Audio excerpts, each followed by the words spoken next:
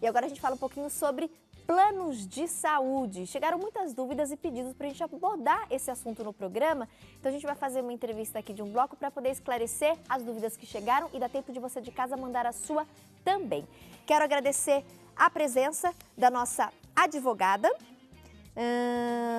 Karine Silva. Pega a fichinha depois, por favor, eu tô sem a ficha.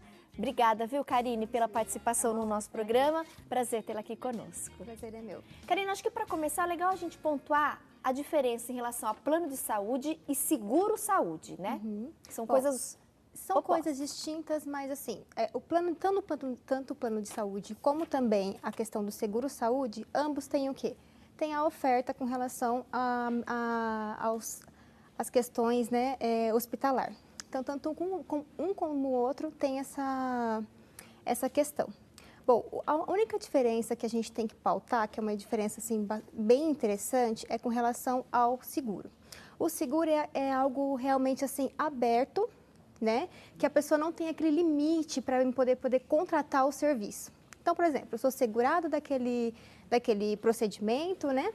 E eu tenho que fazer o quê? Eu posso simplesmente chegar e escolher o médico que eu realmente querer, eu posso escolher o estabelecimento que eu quiser e eu não preciso dessa obrigação, dessa limitação. Diferente do quê? Do plano de saúde, porque o plano de saúde ele realmente é algo credenciado. Eu tenho que escolher um médico credenciado, um local credenciado para que eu possa realmente exercer a questão, né, da oferta hospitalar. Quando a gente fala em plano de saúde, tem muita dúvida em relação à carência. Vamos falar um pouquinho sobre essa questão da carência? Bom, primeiro que a carência, ela é algo destinado ao quê? A um período que você não vai utilizar, né, determinada oferta, que é oposta. Então, vamos lá. Na questão da carência, é interessante destacar que a lei atualmente, né, de acordo com a ANS, ela prevê sim a possibilidade do quê? De que você tenha uma determinada carência, que é algo assim que é bem interessante destacar é com relação ao tempo de 24 horas. A questão das 24 horas é com relação a uma emergência que você pode utilizar, tem que aguardar essa carência. 180 dias, que é no caso de você precisa realmente de uma consulta médica, de uma cirurgia, algo nesse gênero. Então, é bem assim diferenciado de acordo com a questão e o plano que você realmente contratou. Perfeito. Nós temos dúvidas que chegaram, né, dos nossos telespectadores. A gente vai colocar a primeira dúvida na tela. Camila de São Paulo, capital, gostaria de saber se o titular pode contratar modelos diferentes de planos para dependentes. Camila, infelizmente não pode ser contratado planos diferentes. Uma vez que você firmou algo com o titular, né? O titular ele pode incluir os dependentes. No entanto, esses dependentes eles vão seguir a mesma sorte do plano conveniado, né, com relação ao titular. Então não tem essa questão. Atualmente pode acontecer o quê? De excluir o titular, algo que anteriormente não poderia. Então pode atualmente excluir o titular e continuar os dependentes. Mas eles vão seguir a sorte do quê? Da carência, de todo o plano, a não ser que eles queiram adaptar e aderir ao novo plano. De repente o dependente acaba assumindo. Isso, assumindo o titular. posto, né, como titular. Perfeito. Mais uma dúvida? Maria Helena de Curitiba, Paraná. Tati, eu sempre ouço falar da portabilidade. Afinal, o que é portabilidade? Realmente, tem portabilidade, né, de celular, operadora de celular, a questão do plano de saúde. Vamos explicar um pouquinho, Vamos lá. Maria Helena. A questão da portabilidade funciona assim. É uma espécie de transferência, né, que nós fazemos, que é feita, e vai depender do quê? Do plano que foi aderido. Então, a ANS, atualmente, ela disponibiliza no site dela, você pode entrar com seu plano de saúde e você vai verificar se tem essa possibilidade. Na prática, ela é diferente da teoria, né? Porque a teoria em si, ela explica que existe a portabilidade, porque de fato existe, que é você mudar, né? Conseguir alterar parte da sua operadora ou diferir por completo a sua operadora.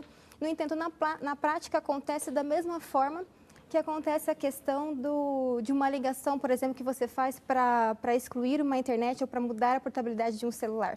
Você vê que eles tentam várias propostas, passam várias circunstâncias para que você não tire essa portabilidade. Na prática, a mesma coisa acontece.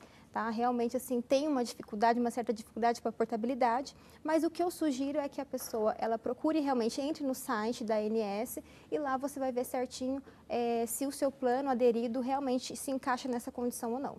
A operadora ela pode cobrar uma taxa por essa portabilidade, a operadora do plano de saúde? Olha, esse tema ele é bastante discutível. Por que acontece? A questão da portabilidade, jurisprudencialmente falando, não seria o caso, tá, de cobrar. Entende a jurisprudência, não é pacífico, mas entende a jurisprudência que não deve ser cobrado. No entanto, o meu ponto de vista é que isso é abusivo. Eu acredito que não tenha que ser algo cobrado. Por quê? A portabilidade é diferente do cancelamento. Eu não estou cancelando o meu plano, eu estou apenas aderindo um novo setor, um novo plano daquilo que eu estou insatisfeito ou que o valor não está suprindo as minhas necessidades ou até o convênio não está suprindo as necessidades. Perfeito. Mais uma dúvida que veio de casa. Silvana Ferreira, de Natal, Rio Grande do Norte. Quais são os tipos de reajuste que podem ser aplicados aos planos de saúde? Falou em reajuste? Vamos lá, reajuste a gente sabe assim que tem uma discussão muito grande com relação à abusividade. Bom, nós temos 3 tipos de reajustes hoje, que são, primeiro, a faixa etária, né? Tem a questão da faixa etária que pode ser atualizado, temos também a questão da questão anual, que ele pode também ser atualizado, reajustado anualmente, e tem a questão do sinistro, que é algo assim que o IDEC entende que não deve ser aplicado por conta da questão do Código de Defesa do Consumidor. Mas nós temos esses 3 planos. O que eu sempre falo para os meus clientes é que ele deve observar, em primeiro momento, a questão do plano que ele está aderindo. Se aquilo realmente concerne com as atividades, com aquilo, a necessidade que ele tem. Porque, por exemplo, ele vai fechar esse plano, né, esse plano de saúde privado e não vai atingir as necessidades dele. Então, ele deve preservar a questão do reajuste. Por quê? O reajuste ele pode ser feito tanto anual como na faixa etária. Então, vamos supor que esse consumidor ele tenha essa surpresa. Uns meses ele teve um reajuste com relação à faixa etária e depois de um tempo anual. Então, ele deve verificar bem essa situação, porque de fato existe. E uma vez ocorrer a abusividade, ele entender que está se enquadrado em uma questão abusiva, ele pode procurar os meios judiciários para resolver a questão. Telespectador participou pelas redes sociais. Como incluir um filho adotivo no plano de saúde? Olha, o filho adotivo ele pode ser incluído assim como o filho natural, né? É a questão assim, a partir da adoção. Eu fiz a adoção, eu tenho 30 dias para incluir ele como dependente, tá? Passar esses 30 dias, o que ocorre? Pode ocorrer que ele tenha que passar pelo período de carência e ele não seguir a mesma sorte do titular, ou seja, dos pais. Então, o essencial seria da data da adoção, até 30 dias. Da mesma forma, também se recai a guarda mesmo propriamente dita, tá, que é de acordo com o Estatuto do Código do Estatuto da Criança e do Adolescente, né? Ela também pode ser adequada à mesma condição da questão da adoção. E o recém-nascido, doutora? O recém-nascido, ele sofre uma outra questão. No caso, a mãe ou o pai, na hora que eles têm a adesão desses convênios, né, do plano de saúde dele, deve ser abrangido a questão do parto, né? Então, se abranger essa questão, após o nascimento, a mãe ou o pai, eles podem incluir o filho no convênio, o recém-nascido no convênio, em até 30 dias também. Assim, ele não perde a carência, nada com relação ao convênio já firmado pelos pais. Mas não é um procedimento automático. Não. Eu preciso ir fazer essa solicitação. Tem que ser algo inteiramente formal. Todas as questões que a gente fala é inteiramente formal. Perfeito. Mais uma dúvida de casa?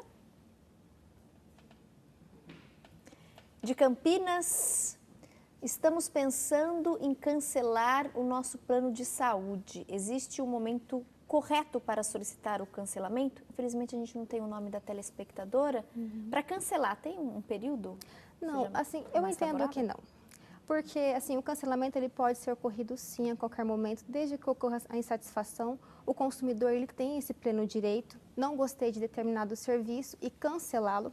O que eu indico é a questão do quê? Que você analise o contrato antes de fazer o cancelamento. Porque muitas das vezes tem uma multa exorbitante que vai causar um transtorno ou um problema ainda maior para o consumidor.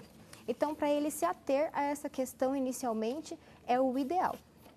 Perguntinhas que chegaram também através do nosso call center. Após o empregador ser demitido sem justa causa, até quando ele pode reivindicar o seu direito de permanecer no plano de saúde? E mesmo aposentado, né? Por exemplo, a pessoa se aposenta, até quando ela pode usar aqueles serviços do plano de saúde? Ou a pessoa sendo demitida? Tá. Primeiramente, tem que destacar que só haverá esse direito realmente se a demissão for sem justa causa. No caso de justa causa, isso realmente merece. Então, a questão da justa causa, sem justa causa, no ato mesmo da rescisão ou no ato do seu aviso prévio, você já deve informar o empregador. E você deve solicitar, dizer qual é o valor que é pago para que eu possa continuar com o plano de saúde. Qual que é a vantagem disso? Primeiro que ele vai ter que custear as despesas que a empresa anteriormente pagava. A vantagem seria o quê? No tempo de convênio que ele vai usufruir, na questão da carência. Então, esses fatores são muito mais vantajosos para o consumidor do que ele ter que retornar, fazer um novo plano com um novo valor, uma nova adesão. Então, isso não seria interessante. E ele tem algum período que ele vai poder ainda usar esses serviços? Tem um período. Varia de 6 meses a 2 anos. Vai variar do quê? Do tempo que ele já tem do convênio. Então, por exemplo, vai variar do embora, mas dependendo do tempo que ele tem de serviço e do contrato que foi feito, ele ainda por 6 meses vai poder, por exemplo, fazer algum exame, alguma cirurgia que precisa. De 6 meses até ou 2 até anos. 2 anos. Perfeito. O aposentado já é diferente. O aposentado, a partir do momento da aposentadoria, ele já pode também requerer a continuidade do convênio dele. Tá. Só que nessa questão, se ele contribuiu 10 anos, se ele teve um período de 10 anos de contribuição, ele pode ter o plano de convênio, o plano de saúde dele por um período indeterminado.